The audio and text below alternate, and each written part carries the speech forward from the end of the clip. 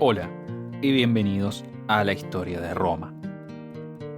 Hasta ahora hemos cubierto la historia del 4 de los 7 reyes de Roma: Rómulo, Numa Pompilio, Tulio Hostilio y Anco Marcio. Hoy discutiremos los últimos 3, la llamada dinastía Tarquinia, el padre, Tarquinio Prisco, un rey decente aunque manipulador, su hijo adoptivo y sucesor, Servio Tulio, y finalmente, su verdadero hijo, Tarquinio el Soberbio, usurpador de su hermano adoptivo, y quien fue, a su vez, depuesto por una multitud enfurecida, marcándolo para siempre con la deshonra de ser el último rey de Roma. Lucio Tarquinio Prisco nació en Tarquinia, una de las 12 ciudades de Etruria, el hijo de Demárato, un exiliado de la ciudad griega de Corintio. Tarquinio, el nombre con el que lo recordaremos, fue un hábil hombre de negocios que se enriqueció muy rápidamente, pero debido a su origen étnicamente mixto, se limitó su ascenso dentro de la sociedad y política etrusca. Enojado por esta falta de respeto, decidió mudarse a Roma, una ciudad que ya era famosa por ofrecer a los hombres un nuevo comienzo. En Roma, Tarquinio tuvo un impacto inmediato. Donó generosamente, financió proyectos públicos, caridades y cualquier otra cosa que aumentara su renombre. No tardó en llamar la atención de Anco Marcio, el rey ya anciano. En sus últimos años, Anco entró en confianza con Tarquinio, llevando a una estrecha relación que desembocó en que el rey designara a Tarquinio como el guardián de sus hijos en caso de que él muriera. Tarquinio sabía reconocer una oportunidad cuando la tenía, y en cuanto Anco murió, envió a los 2 chicos en una excursión de cacería. En ese momento, persuadió al Senado para elegir un nuevo rey inmediatamente, y así evitar cualquier posible amenaza en la ciudad producto de ese vacío de poder. Tarquinio había hecho muchos amigos en muy poco tiempo desde su llegada a Roma, y su generosidad seguramente convenció a los indecisos de que él era la persona adecuada para este trabajo. Fue elegido por una amplia mayoría, y así fue coronado como el 5º rey de Roma. Uno de sus primeros actos, demostrando su típica astucia, fue expandir el Senado en unos 100 miembros más, llevando el total a 300.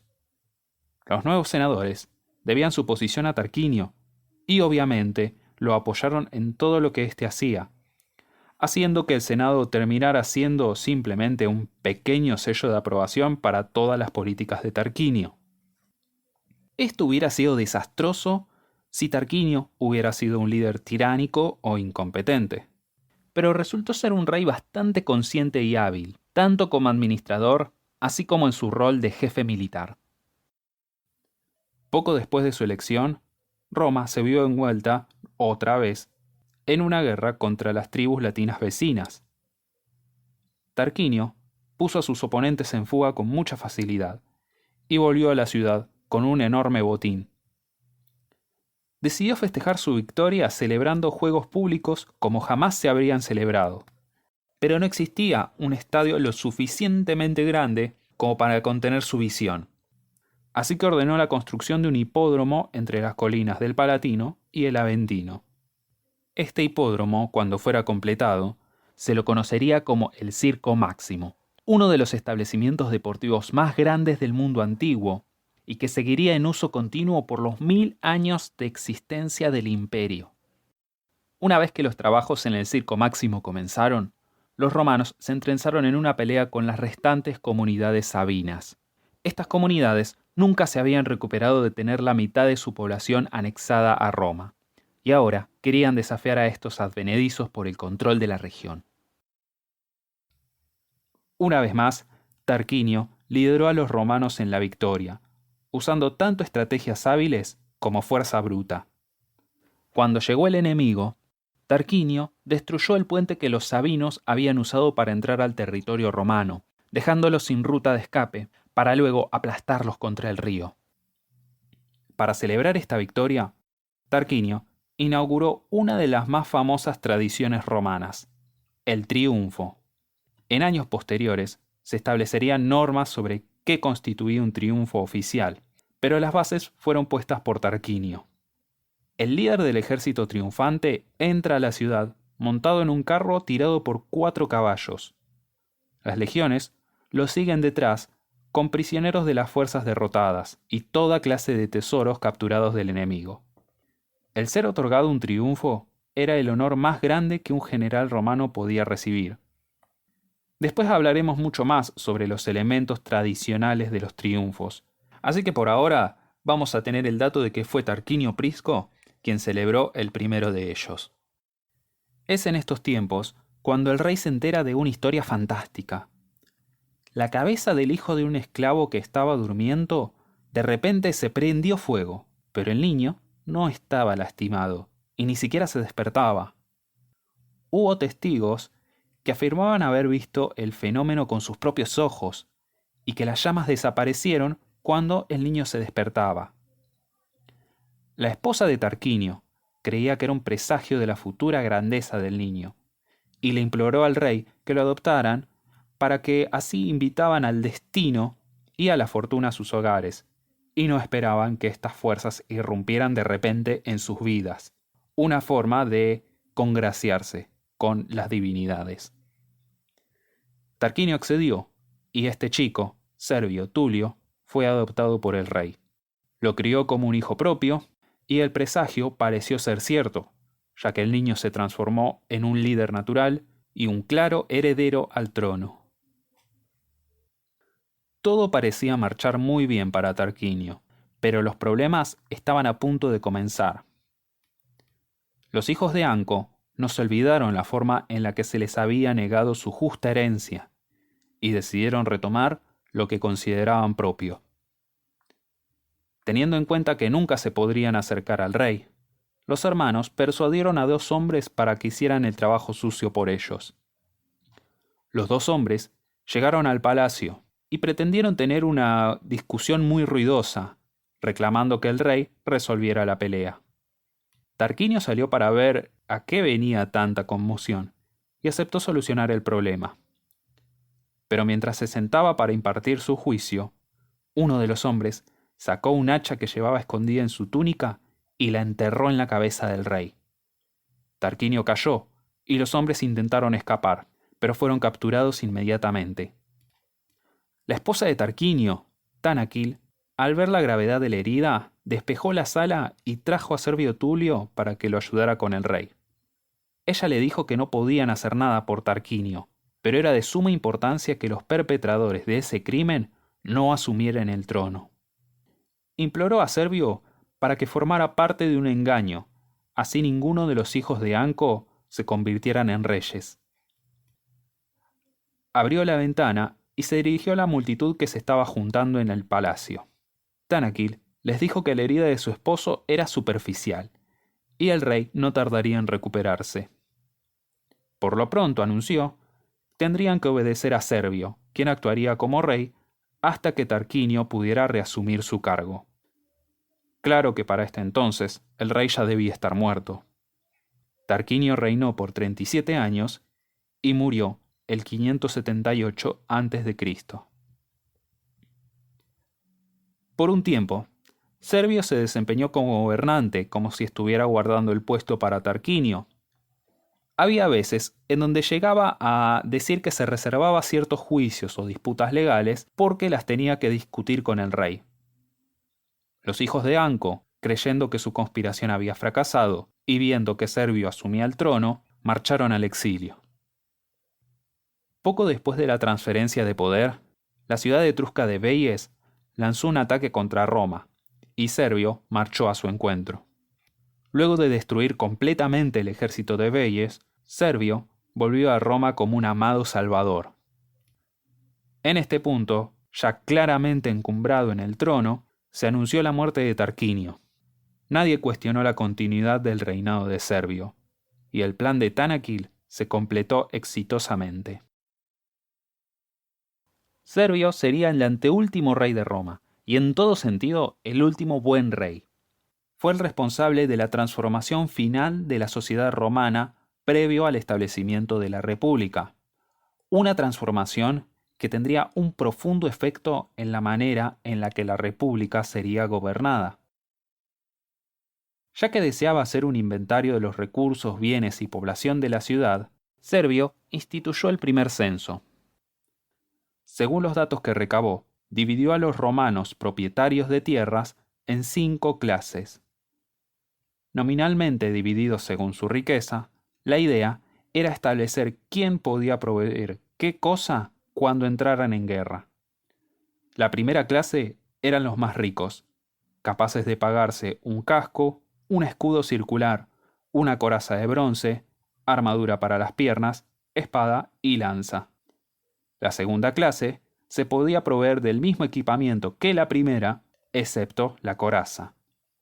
La tercera clase podía tener lo mismo que la segunda, salvo la armadura para las piernas. Solo una lanza y una jabalina eran requeridas para la cuarta clase, y la quinta solamente traía piedras y hondas.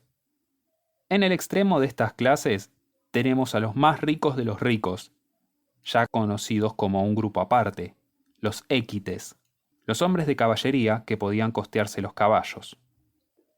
En la otra punta teníamos a los más pobres de los pobres, o sea, la mayor parte de la población, que quedaban exentos del servicio militar. Los hombres, entre 15 y 40 años, formaban las legiones que se juntaban cuando era necesario, es decir, muy a menudo. Las clases no servían una función estrictamente militar. También eran las bases para el nuevo colegio electoral. La vieja asamblea tribal creada por Rómulo, la Comitia Curiata, fue dejada de lado en favor de la Comitia Centuriata. Cada clase fue subdividida en centurias, que votaban como bloques. Las centurias aún así no eran del todo igual de grandes. La primer clase, que era la más pequeña, se dividía en 80 centurias. La segunda, tercera y cuarta clase tenían cada una 20 centurias. La quinta, es decir, la más numerosa por lejos, se componía de 30 centurias. El reducido grupo de équites estaba dividido en 12 centurias, y la masa de la población que no era propietaria de tierra solo tenía una. Siendo que las elecciones estaban determinadas por mayoría simple, entre los équites y la primer clase tenían los votos necesarios para decidir quién estaba a cargo y qué políticas se llevaban a cabo. Existe cierta lógica en este método tan sesgado de votación. Los más ricos eran quienes se ponían al hombro las cargas financieras tanto del Estado como del ejército, y por eso sentían que el poder que tenían era algo totalmente justificado. En cambio, el grueso de la población terminaría viendo todo este sistema como una enorme injusticia, y en el futuro tomarán medidas drásticas para hacer oír sus voces. El reinado de Servio continuó tranquilamente. Incluso las comunidades latinas estaban aportando fondos para la construcción del templo de Diana en Roma, lo que significaba que iban a reconocer finalmente a Roma como la ciudad principal de la región del Lacio. Aún así, no todo iba bien. Así como los hijos de Anco habían sido el final de Tarquinio, los hijos de Tarquinio serían la perdición de Servio. Servio había creído que no existía amenaza por este lado, ya que había casado a sus hijas con los 2 hijos de Tarquinio, Lucio y Arrunte. Pero esto no era suficiente para Lucio, quien sentía que le habían robado su derecho a la sucesión, aunque su esposa se mostraba evasiva sobre esta supuesta injusticia. Su hermano Arrunte no le daba mucha importancia al asunto, pero había desposado a Tulia, una mujer que lo despreciaba por su conformismo y admiraba la ambición que Lucio tenía. Tulia incluso rechazaba a su hermana porque ésta no apoyaba el afán con el que su esposo buscaba el poder. Obviamente, la única solución para esto fue que Lucio y Tulia asesinaran a sus respectivos cónyuges para desposarse entre ellos y seguir la lucha por el trono hasta las últimas consecuencias. Los recién casados empezaron a difundir rumores en contra de Servio, señalando su origen de baja cuna y el hecho de que nunca había sido formalmente elegido. A los más ricos de Roma les decían que el censo no era más que un engaño para que sus riquezas quedaran expuestas y Servio pudiera expropiarlas y regalárselas a sus colegas que eran igual de plebeyos que él. Lucio era cada vez más audaz a medida que ganaba apoyo, hasta que finalmente decidió ejecutar su plan. Fue al palacio mientras Servio no se encontraba allí y se sentó en el trono, demandando que el Senado se reuniera todo ante él. Por una mezcla de miedo y confusión, lo hicieron. Entonces, les ordenó que se arrodillaran y lo ovacionaran como al rey Tarquinio. Estaba a la mitad de dar un largo discurso difamatorio sobre Servio cuando el viejo rey apareció, demandando una explicación. Los partidarios de Lucio y de Servio comenzaron una riña, y en la confusión de la pelea, el mismísimo rey fue asesinado. Servio había reinado por 43 años y murió en el 535 a.C. Lucio sería en el futuro conocido como Tarquinius Superbus o Tarquinio el Soberbio, el último rey de Roma. Desde el principio, Tarquinio era el típico modelo de un tirano. Vanidoso, arrogante, pomposo y desdeñoso tanto del pueblo como del Senado. Construyó monumentos a sí mismo a expensas de los ricos, usando la mano de obra de los pobres. Fue lo suficientemente inteligente como para reconocer lo precario de su posición. Sin siquiera algún guiño de las formalidades de una elección, eligió el miedo como base para su reinado. Se arrogó todas las funciones legislativas y judiciales y desafió a quien sea que se le opusiera. Aquellos que aceptaban este desafío muy rápidamente se terminaban arrepintiendo. Tarquinio arrestaba, enjuiciaba y ejecutaba a sus oponentes, pasándose por encima de todo el sistema tradicional de justicia. Confiscaba las propiedades cuando se le daba la gana y redujo arbitrariamente las bancas del Senado, dejando a esta institución anémica e impotente para contrarrestar sus acciones. El mal manejo de Tarquinio no se confinaba solamente a la ciudad. Buscó consolidar el poder de Roma en el Latium, y por eso llamó a un consejo con los nobles locales. Los hizo esperar todo el día sentados, hasta que uno de los nobles se levantó, reclamando que Tarquinio se estaba demorando a propósito, para demostrar que los podía mandonear a su voluntad. ¿Y qué les digo que justo en ese momento llegó Tarquinio? Tomó nota del hombre que había hablado en su contra, y luego de la reunión sobornó a uno de los esclavos de ese noble para que plantase un alijo de armas en el cuarto de su amo.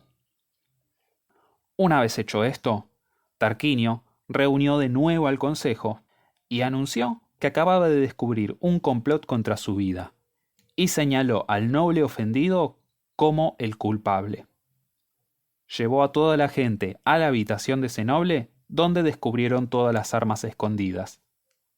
Eso, más su discurso del día anterior, fue suficiente para incriminar al pobre hombre, y fue ejecutado sin ningún juicio.